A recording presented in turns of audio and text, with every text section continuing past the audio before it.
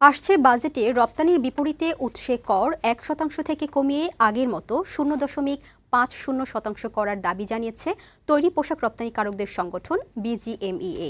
এ সুবিধা আগামী ৫ বছর পর্যন্ত কার্যকর রাখলে শিল্পটি চলমান সংকটেও স্বস্তিতে থাকবে বলে জানিয়েছেন বিজিএমইএ সভাপতি এস.এম. মান্নান কোচি। শনিবার রাজধানীর একটি হোটেলে মতবিনিময় সভায় তিনি প্রণোদনা হিসেবে দেয়া নগদ অর্থ সহায়তার ওপর আয়কর ১০% থেকে কমিয়ে ৫% করার দাবিও জানান।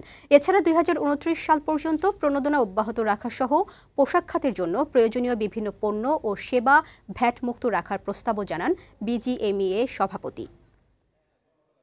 অনেক কারখানা ইতিমধ্যে শত শত কোটি টাকা এরই মধ্যে বিনিয়োগ করে ফেলেছে। এখন বিদ্যুৎ ও গ্যাস সংযোগ না দিলে তারা ক্ষতিগ্রস্ত হবে। আমরা সরকারের কাছে অনুরোধ করছি যেন এই সিদ্ধান্ত স্থগিত করে শিল্প অঞ্চলের কাজ শেষ হওয়া এবং জায়গা বুঝিয়ে দেওয়ার পর এটি নির্দিষ্ট সময় বেঁধে দেওয়া পর্যন্ত এ ধরনের সিদ্ধান্ত যাতে স্থগিত করেন।